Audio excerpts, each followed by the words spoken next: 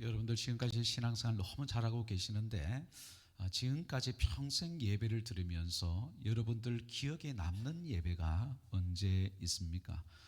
예배를 드리다가 하나님이 마치 내게 우레와 같은 목소리로 말씀하시는, 때로는 세미하게 말씀하시는 것 같은 그 음성을 들어보시거나, 아니면 참 구약의 그 셰카이나 임재의 구름처럼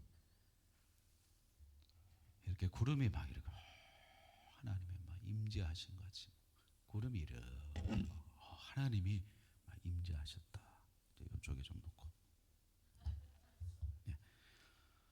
하나님 막 임재하는 것 같은 그 구름이 막 내 눈에 보이는 것 같고, 하나님이 찾아오셔서 내 예배를 받으니까 막 찬양 드리다가 기뻐 뛰면서 춤을 출 것 같은 기쁨이 있고, 예배 드리다가 너무 감격해서 회개하고 눈물이 나고 힘이 나고 성령 충만했던 그런 예배를 드려보신 기억은 언제 있으십니까?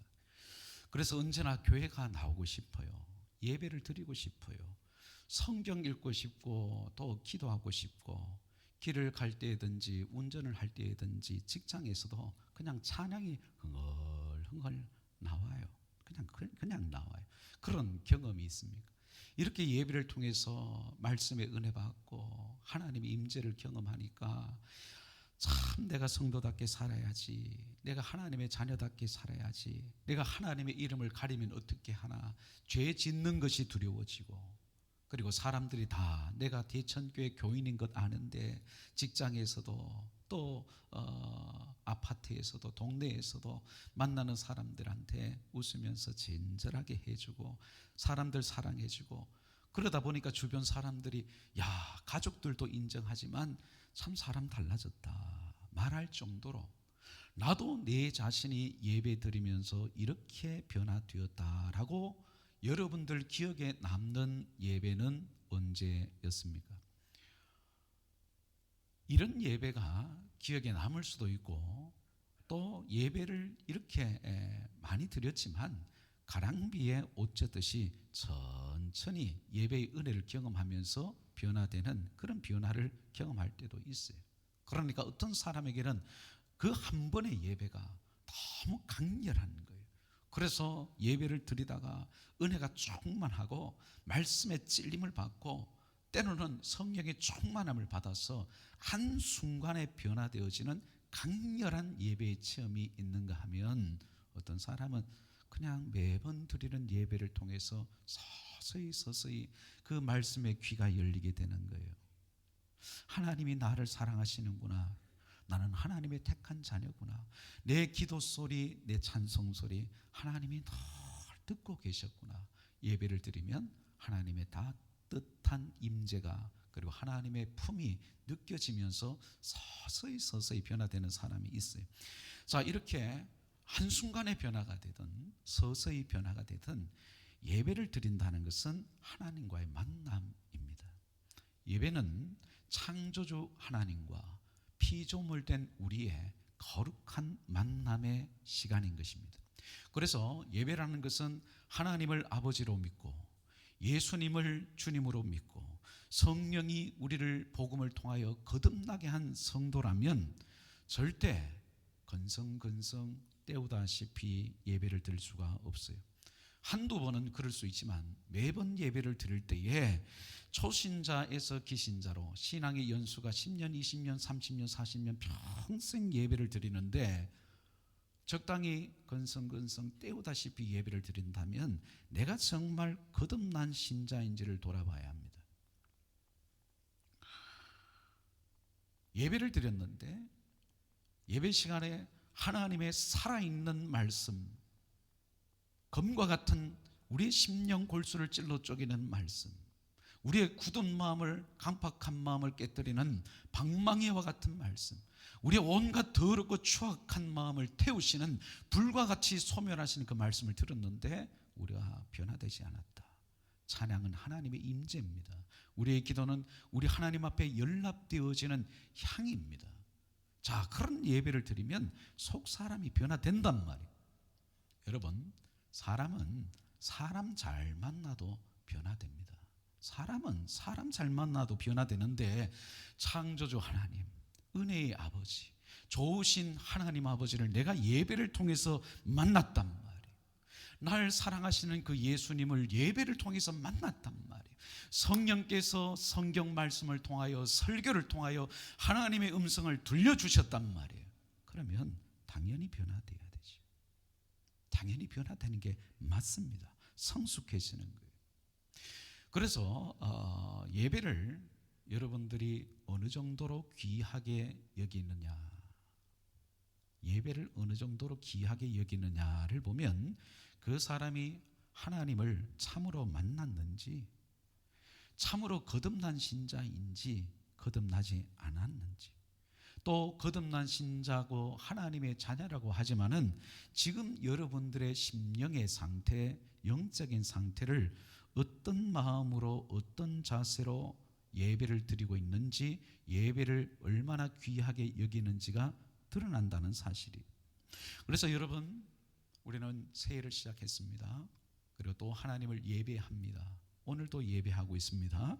지금까지 여러분들은 어떤 마음으로 예배를 드렸습니까? 어떤 마음의 자세로 설교를 들으셨습니까?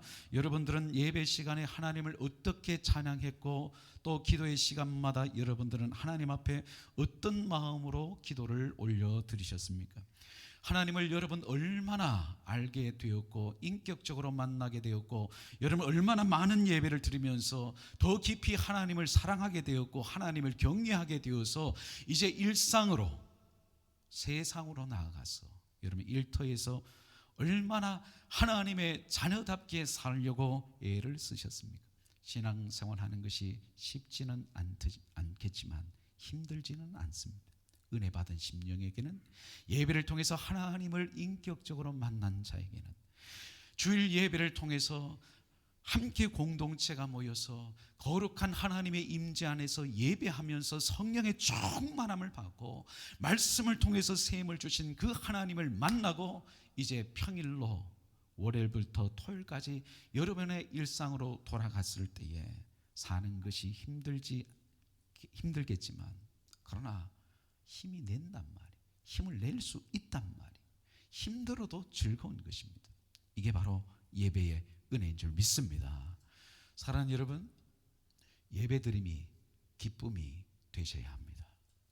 예배드림이 고통이 아니고 예배드리는 시간이 즐거워야 하는 것입니다.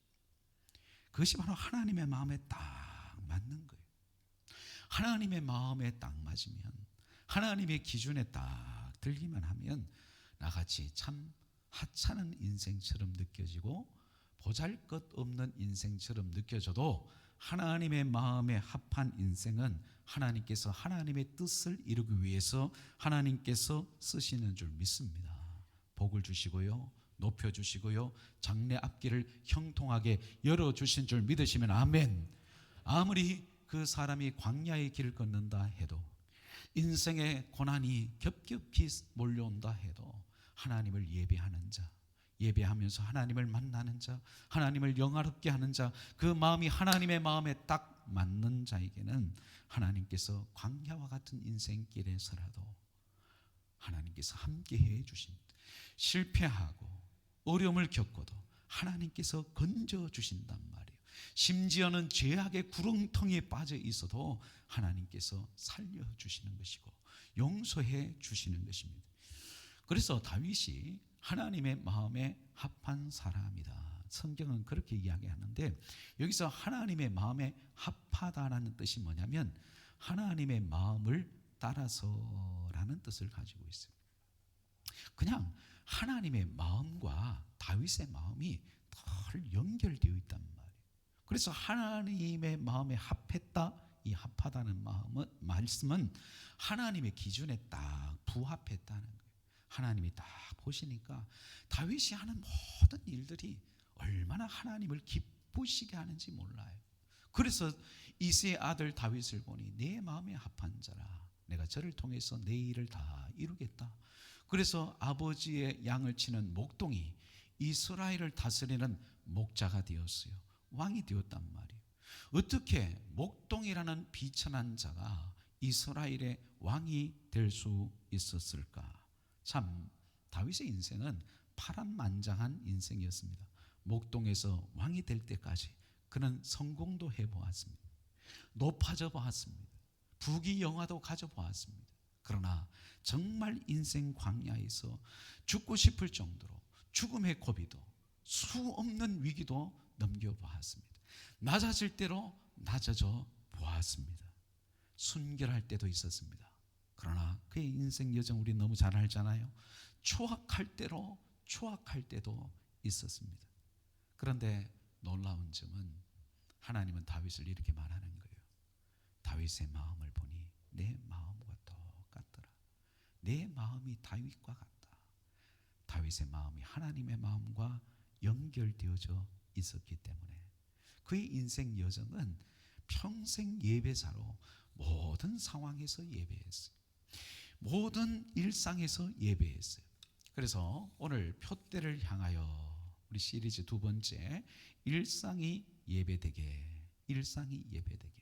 오늘 시편 23편은 다윗의 인생 여정에서 이제 그의 마지막 인생 황혼기에서 자신의 인생 여정을 돌아보면서 자서전적인 고백으로 남긴 시가 우리가 너무나 잘 알고 사랑하고 암송하는 시편 23편이에요. 그런 이제 인생 여정을 다 돌아보고 시편 23편을 남겼는데 오늘 일상이 어떻게 예배가 될 수 있을까? 일상의 예배자로 하나님과 동행하며 하나님을 예배한다는 것이 어떤 의미인가? 일상의 예배자가 누리는 그 은혜와 복은 무엇인가? 오늘 시편 23편을 통해서 다윗의 인생 여정을 따라가면서 저와 여러분들이 26년도 이 한 해 일상의 예배자로 하나님을 기쁘시게 하고 하나님의 마음에 합한 자가 되어서 하나님 앞에 귀히 쓰임받는 인생 되시기를 주의 이름으로 축원합니다. 자, 오늘 시편 23편은 크게 네 시기로, 네 단계의 시기로 다윗의 인생을 들여다볼 수 있습니다. 자, 첫 번째, 목동의 시절입니다. 오늘 시편 26편 1절 2절을 같이 한번 읽어보겠습니다. 시작.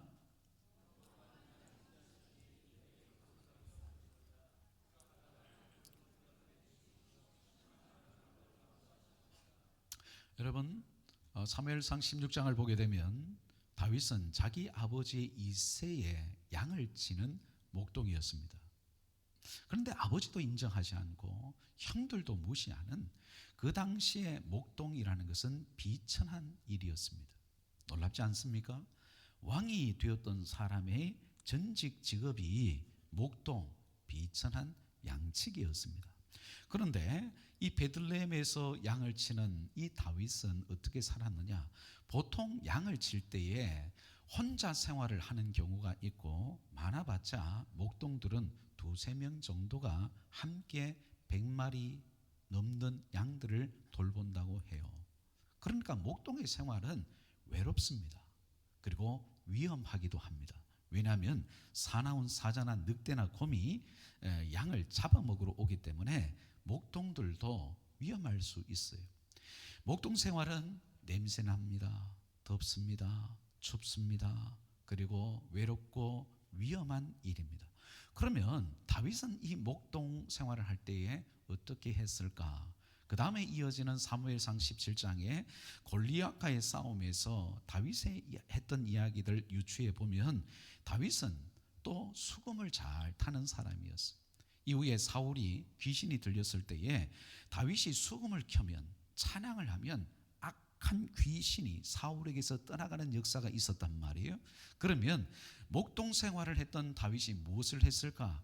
그는 늘 아무도 보는 이 없지만 하나님을 예배했어요. 목동 생활 외롭고 힘들고 지치고 단순한 일의 반복이었지만 그는 늘 수금을 켜면서 하나님을 찬양합니다. 하나님과 독대하는 시간이 너무 좋아요. 저 하늘을 바라보면서 들풀을 바라보면서 계절의 변화를 보면서 창조주 하나님의 손길을 느끼면서 하나님의 아름다움을 그 들판에서 광야에서 그리고 양떼를 인도해 가는 푸른 초잔과 트는 풀밭과 심지어는 사막의 음침한 골짜기를 지나가면서도 내가 목동이지만 하나님이 나의 목자시더라. 하나님이 나의 목자시더라. 자기가 목동 생활하면서 양들을 인도하고 양들을 돌보면서 늘 찬양하면서 하나님의 임재를 경험합니다. 위험한 순간이 와요. 곰이 나타났어요. 사자가 나타났어요. 자기가 사랑하는 양떼를 잡아서 도망을 갑니다. 잡아먹으려고 잡아간단 말이에요. 다윗이 어떻게 했습니까? 쫓아가서 만군의 이름을 의지하는 다윗이 쫓아가서 그 사자와 곰을 쳐서 죽이고 그 새끼를 찾아왔단 말이에요. 어떻게 이럴 수 있었을까? 그리고 다윗은 늘 하는 연습이 있었습니다. 그것이 뭐냐면 물맷돌을 던지는 거였어요. 물맷돌을 늘 열심히 던지는 것은 뭐냐면 도둑놈이 올 때 물맷돌로 싸웁니다. 그리고 지팡이로 싸워야 돼요. 그리고 이 물맷돌이 강력한 무기인데 물맷돌을 늘 연습합니다. 수금을 켜면서 하나님을 찬양하고, 그리고 물맷돌을 던질 때 여러분 정확하게 맞춰야 합니다. 물맷돌을 던질 때 다윗은 하나님의 임재 안에 있었습니다. 굉장히 중요합니다. 골리앗과의 싸움을 여러분 잘 아시는데, 여러분 골리앗이 키가 3m가 넘습니다. 2m도 굉장히 큰데 여러분 3m 그러면 얼마나 거인이겠어요. 이스라엘과 전쟁이 벌어졌는데, 아니 이스라엘 백성들이 여러분 저 골리앗의 입에서 하나님의 이름을 저주하고 모욕하는데도 전부 다 벌벌벌벌 떨고 있어요. 골리앗은 싸움을 도둑는 자입니다. 하나님의 이름, 하나님의 명예를 조롱하고 모욕해도 그 누구도 나가서 싸우지를 못합니다. 그때 다윗이 아버지의 신부를 받고 자기 형들이 잘 지내는가 먹거리를 가지고 왔는데 이 장면을 목격한 거예요. 다윗이 화가 난 거예요. 저 죽은 개 같은 게 어떻게 만군의 여호와의 이름, 내가 너무나 사랑하는 내 하나님의 이름을 조롱할 수 있나. 그래서 내가 저걸 죽이겠다.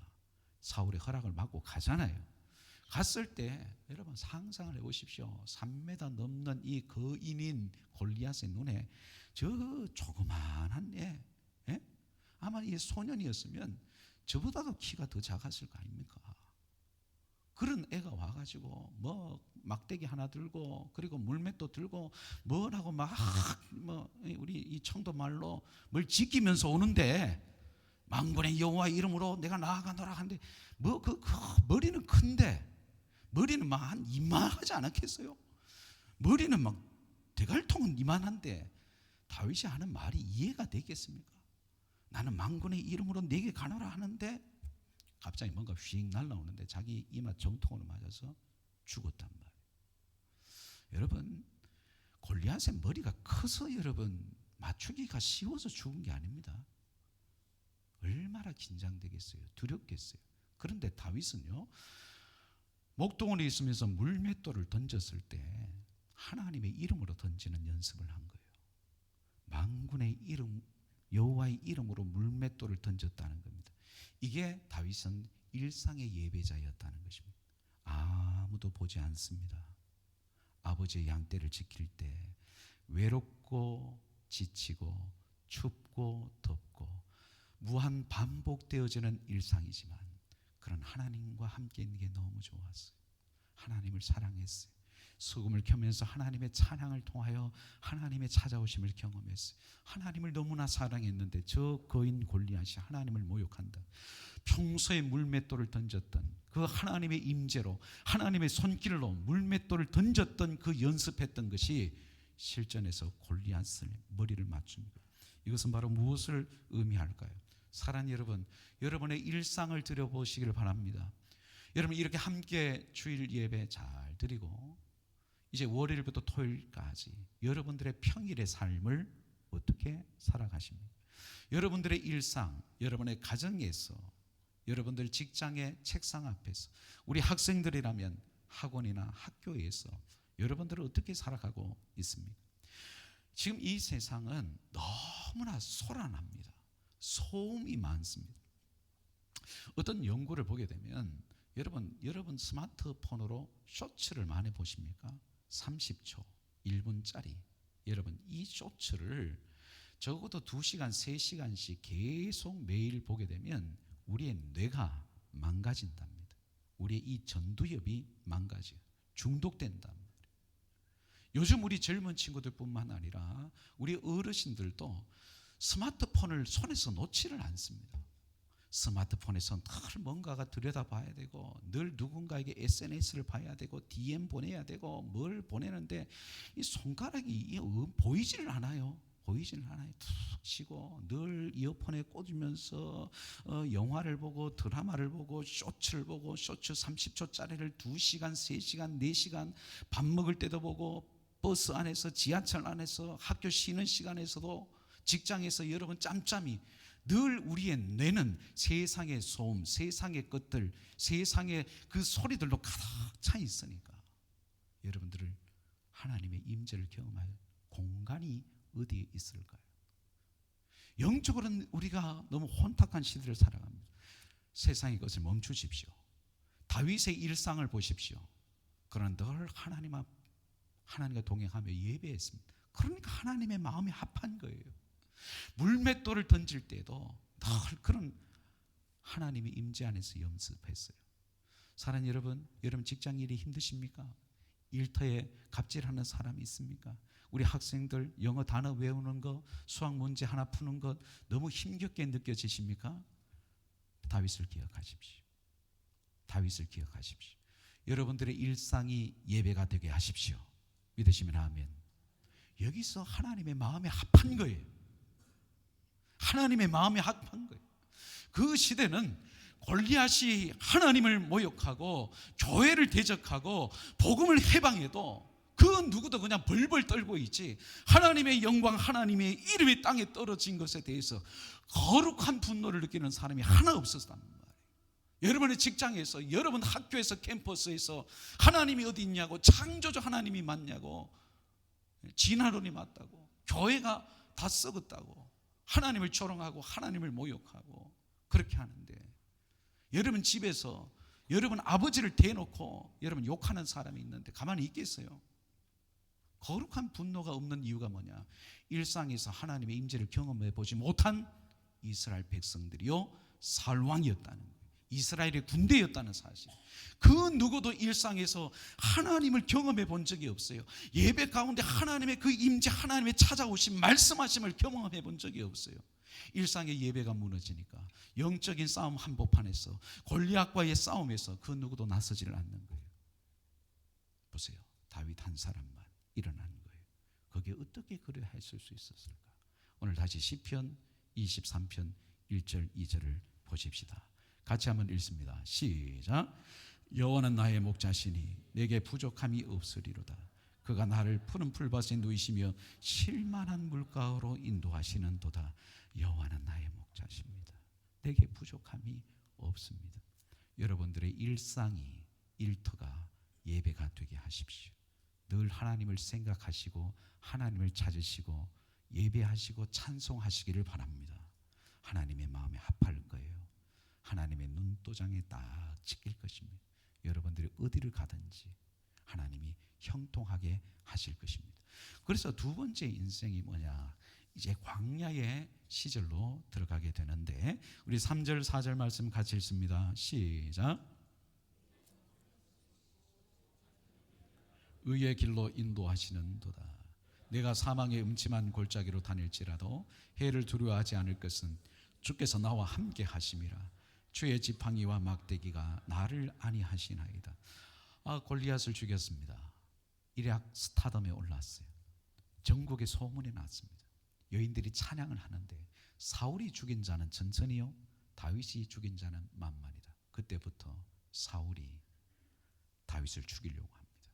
그때부터 이제 다윗이 광야로 도망을 가는데 10년이 넘는 세월 동안 이 사울이 다윗을 향하여 질투심이 불붙고 과대 망상에 빠지고, 또 이 귀신 들렸잖아요. 다윗이 나를 죽여서 왕위를 차지하려고 한다. 그래서 끝까지 다윗을 죽이려고 광야로 갑니다. 십광야로, 엔게디 동굴로. 다윗이 사울을 패서 10년이 넘는 긴 세월을 광야로 광야로 들어갔어요. 그런데 이 광야 생활 속에서도 오늘 시편 23편에서 다윗이 고백한 것처럼 힘들고 어려운 광야, 그 인생 밑바닥에서 하나님께서 내 영혼을 소생시켜 주셨습니다. 하나님의 이름을 위하여 나를 그 의의 길, 좁은 길로 끝까지 인도해 주셨고, 사망의 음침한 골짜기와 같이 사울이 나를 죽이려고 군대를 보내고 위험한 상황 속에서도 주의 지팡이와 막대기가 나를 안위해 주셨습니다. 주의 지팡이는 뭐예요? 다윗은 목동이라 그랬잖아요. 목동이 가지고 있는 지팡이는 양떼들을 인도할 때 쓰는 것이 지팡이입니다. 막대기는 도적이나 사자와 짐승하고 싸울 때에 쓰는 양들을 보호해 주는 거예요. 지팡이는 안내해 주는 것이요, 막대기는 보호해 주는 거예요. 그래서 여러분, 다윗의 광야 시절 중에서 참 이럴 때가 있었습니다. 시편 34편이 언제적 일이냐면, 이제 다윗이 사울이 자기를 죽이려는 것을 알고 이제 도망을 가는데 홀로 단신 가야 될 곳이 블레셋 땅 가드 왕 앞에 도망을 갔어요. 자기가 골리앗을 죽였던 그 적국의 나라로 도망을 갔는데, 사무엘상을 읽어보면은 사람들이 알아본 거예요. 저놈이 골리앗 죽인 놈입니다. 왕한테 이야기해요. 다윗이 그때 생각합니다. 나는 이제 죽었다. 갈 데가 없어서 자기는 골리앗 땅으로 블레셋 땅으로 도망갔는데, 그 블레셋 왕 아기스 앞에서 다윗이 어떻게 했는 줄 압니까? 미친 척하면서 침을 질질 흘립니다. 그러니까 아기스가 뭐라 그러냐면, 나는 모르겠고 미친놈이 한두 놈이냐? 미친놈 취하라 그럽니다. 그때 다윗이 살았어요. 여러분 생각해 보세요. 연기가 어설프면 죽습니다. 침도 확실하게 흘려야 되고, 눈알도 확실히 돌아가야 되고, 확실하게 미쳐서 연기를 해야 됐단 말이에요. 그때 지은 시가 여러분 꼭 기억하세요. 시편 34편입니다. 아기스 앞에서 미친 채 하고 살아난 뒤에 이렇게 다윗이 고백합니다. 내가 여호와를 항상 송축하며 내 입술로 항상 주를 찬양하나이다. 이게 일상의 예배자 다윗의 영성이었어요. 미친 척하고 침을 흘리고 쫓겨났을 때 이런 굴욕이 어디 있나, 이런 계망신이 어디 있나, 하나님이 살아계시냐, 내가 언제 왕 되려고 했냐, 저 미친 왕 개인적으로 장인이기도 한데 내가 무슨 이 생고생을 하냐고, 하나님도 없습니다 원망하는 게 아니고, 그의 입에 나온 첫 고백이 시편 34편 1절에 내가 여호와를 항상 송축하며, 항상 송축하며. 그리고 엔게디 굴에 있었을 때 사울이 잠자고 있었습니다. 다윗이 몰래 가서 사울을 죽일 수 있었지만 옷자락을 베었어요. 그런데 그때 양심이 찔린 거예요. 양심이 찔렸어요. 그러면서 사울에게 나중에 외칩니다. 이 옷자락이 누구의 것입니까? 사울이 알아보는 거예요. 당신은 나를 죽이려고 했지만, 내 측근들은 죽이자고 했지만, 내가 어찌 여호와의 기름 부으심 받은 자를 죽일 수 있겠습니까? 여러분, 원수를 죽이면 끝납니다. 자기가 왕 될 수 있었어요. 그러나 일상의 예배자였고 하나님과 동행하며 하나님을 예배했던 다윗의 양심은 살아 있었습니다. 이게 다윗이었어요. 사울의 옷자락만 비웠던 것도 자기의 양심을 찔러서 내가 어떻게 여호와의 기름 부음 받은 자를 죽일 수 있나, 이게 다윗의 영성이었어요. 자, 그래서 내 영혼을 소생시키시고, 내 영혼을 소생시키고 자기의 의의 길로 인도하시고, 나를 사망의 음침한 골짜기, 사울에게 쫓김을 당하는 이 고난의 자리에서도 주님께서 주의 지팡이와 막대기로 나를 보호해 주셨습니다. 그렇게 고백을 하는 거예요. 첫 번째 광야에서 지켜주신 하나님께서, 자, 다윗이 왕이 된 뒤에 추악하게 떨어질 때가 있습니다. 그때가 사무엘하 11장입니다. 바세바를 취하고 바세바의 남편 자기의 충신 우리아를 전쟁터에서 죽입니다. 이때 다윗은 하나님을 잊어버려요. 회개하지 않아요. 사울의 옷자락을 베었을 때는 양심이 살아 있었던 다윗도 이제 왕궁의 평안함 속에서 우리아를 죽여도 칼은 누구나 죽일 수 있다라고 대답을 합니다. 그처럼 추악하게 무너졌어요. 그러나 세월이 1년 정도 지났습니다. 밧세바가 임신했던 아이가 태어날 때쯤에 나단 선지자의 책망을 듣습니다. 당신이 바로 그 사람입니다 했을 때 다윗이 어떻게 합니까? 내가 여호와께 죄를 범하였노라. 그리고 시편 51편을 기록합니다. 여호와여 내 죄를 지워 주옵소서. 나단 선지자가 자기에게 와서 책망했을 때에 내가 여호와 앞에 죄를 지었습니다. 회개했단 말이에요. 이것이 다윗의 영성. 이제 세월이 또 지났습니다. 이제 두 번째 인생 광야로 들어가는데 자기 아들 압살롬이 반역을 일으켰습니다. 유다 광야로 도망갑니다. 그때 시므이가 쫓아오면서 다윗을 저주합니다. 네가 우리 집안 사울의 집안을 죽였기 때문에, 베냐민 지파를 죽였기 때문에 하나님이 네 아들 통해서 너를 심판한다고 가거라 가거라 이 피 흘린 자여 저주하면서 쫓아왔을 때 다윗이 이런 고백을 합니다. 다윗이 했던 고백이 여호와께서 저 사람의 저주 때문에 나의 원통함을 선으로 갚아 주실 것이다. 그때도 다윗의 입에서는 여호와께서 저 사람의 저주 까닭에 나의 원통함을 선으로 바꾸어 주실 것이다. 이게 일상의 예배자예요. 또다시 광야에 들어가도 하나님을 찾습니다. 하나님 앞에 기도합니다.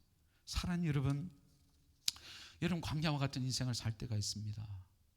힘든 순간이 와요. 고난이 찾아와요. 나는 잘 될 줄 알았는데, 내 기도가 응답될 줄 알았는데, 너무 힘든 일을 겪을 때라도 여러분의 입술을 지키시고 하나님을 찾으시고 기도하시기를 바랍니다.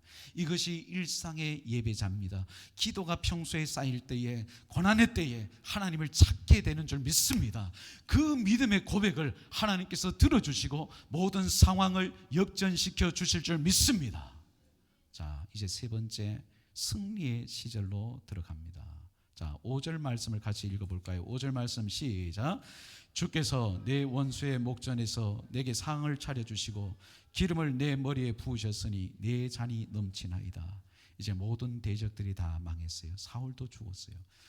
시편 18편의 표절을 읽어보시면 사울과 그 모든 원수를 여호와께서 승리하게 하신 날에 1절에 나의 힘이 되신 여호와여 내가 주를 사랑하나이다. 시편 18편은 이렇게 시작합니다.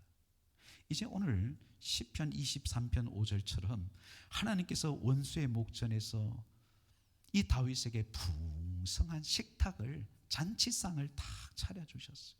기름을 그의 머리에 부어주었다는 것은 이제 헤브론에서 이스라엘의 통합왕으로 기름 부음을 받았어요. 이제 높아졌어요. 그때 다윗이 무엇을 했는 줄 압니까? 언약궤를 옮겨오는 거예요. 언약궤를 옮겨올 때에 춤을 춥니다. 기뻐 춤을 춥니다. 아랫도리가 내려가는 것도 모르고 기뻐 춤을 췄습니다. 이것이 일상의 예배자 다윗의 마음 중심이에요. 그리고 다윗은 찬양대를 조직하는데 언약궤를 모셔온 뒤에 찬양대를요 조직합니다. 24시간 365일 찬양을 하는데 모세의 성막은 휘장이 있습니다. 그래서 언약궤를, 하나님의 임재가 있는 언약궤를 함부로 볼 수 없어요. 그러나 다윗의 장막은 초라합니다. 그냥 텐트예요. 거죽대기 덮어놓은 거예요. 그런데 다윗은요 휘장을 걷어버렸어요. 누구라도, 어떤 백성이라도 하나님의 임재를 봐라. 그리고 제사장 나라로서 하나님을 함께 예배하고 찬양하자. 온 나라를 하나님 예배하는 나라로 만들기 위해서 24시간 365일 찬양하는 찬양대를 만들어서 하나님을 찬양합니다. 그리고 자기는 양심에 찔려요. 나단에게 이렇게 이야기합니다. 나는 백향목 좋은 왕궁에 있는데 저 여호와께는 지금 저 텐트에 있다고. 난 성전 짓고 싶다고. 그런데 자기는 손에 피를 많이 흘려서 하나님 허락하지 않았는데도 기뻐해요. 그래서 어떻게 한 줄 압니까? 자기 아들 솔로몬 때에 성전을 지을 수 있도록 돈을 준비합니다. 땅을 준비합니다. 이게 뭐냐? 나만 예배 잘 드리는 것이 일상의 예배자가 아니에요. 사는 여러분, 여러분의 자녀들도, 우리 주일학교, 우리 다음 세대도 예배를 잘 드릴 수 있도록, 예배의 부흥이 일어날 수 있도록 우리 부모 세대, 우리 앞선 세대는 그렇게 예배에 열정적으로 주님을 만나야 돼. 예배를 통해서 예배가 귀한 것을 알아야 자녀들에게도, 다음 세대에게도 예배의 유산을 물려줄 수 있다는 것입니다. 그래서 다윗은 승리한 시절 왕궁에 있었을 때라도 그 중심은 하나님께 있었어요. 하나님께 있었어요. 하나님의 임재 안에서 살아갔어요. 이제 마지막으로 그의 이제 마지막 노년의 고백이 있습니다.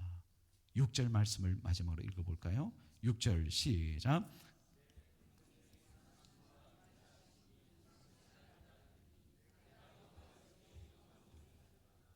6절에 보면 평생이라는 단어와 그리고 끝에 영원이라는 단어를 주목하세요. 다윗은요 평생 하나님 앞에서 살았어요. 하나님과 동행했어요.